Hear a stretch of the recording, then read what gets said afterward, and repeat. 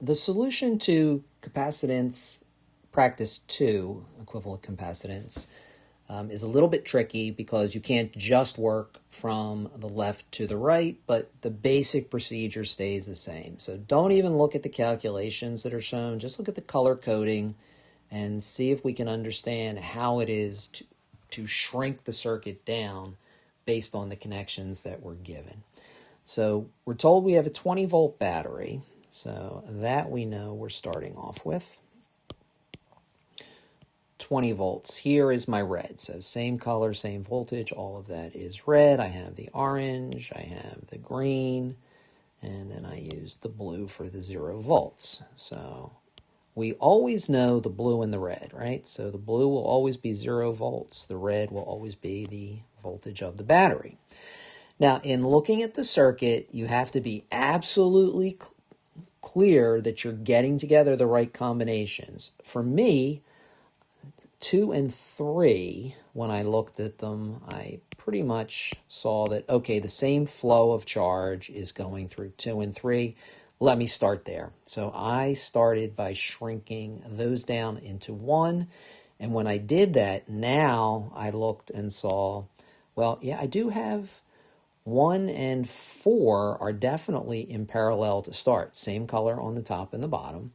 But now I have 2, 3 together in parallel. So I redrew it a little bit, and you can slide the capacitors around. Like, in other words, I don't have to draw a capacitor 4 here, as long as I'm not changing the red and the green, right? So I can slide it around and put the top plate of C4 here, and I can put the bottom plate here instead of thinking about it as up here. And then my drawing down here, I think, makes a little bit more sense. And I did the same thing with the C6.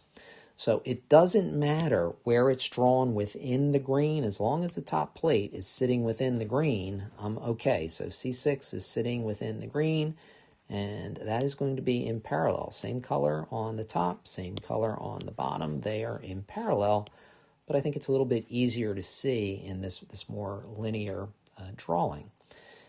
Now it becomes very easy, I think, to see how to shrink it down to get to the top 3 in parallel, the bottom 2 in parallel, to get our equivalent capacitance. So please pause the video there if you need to get all of the capacitors down to get our equivalent capacitance of 3 farads. So at this point, convince yourself that you are absolutely assured of the 3 farad equivalent capacitance. So take a look at what was done, and when you unpause, we'll go on from there.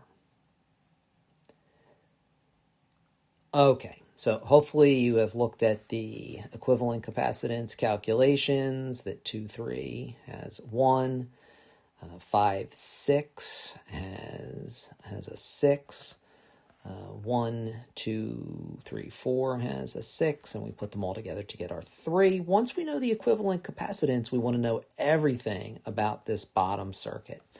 So the equivalent charge is also 60.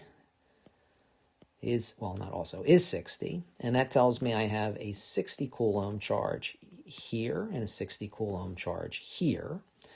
So I know I have a 60 coulomb charge on 5, 6. So now I know the voltage drop across 5, 6 is 10 volts. So I know to go from the green to the blue is a 10 volt voltage drop. So that's helpful because I know I also now have a 10 volt voltage drop across the red and the green. So I can use that information then to calculate pretty much everything else that I need. Because once I know I have that 10 volt voltage drop across the red and the green, I can go up here and use that 10 volt voltage drop to get my charge on Q4. So everything begins to fall in place, I think, once we see how to go from the top to the bottom and then understand how that same color, same voltage is helping us out. So pause the video here, get what you need down, and definitely ask questions if you need to.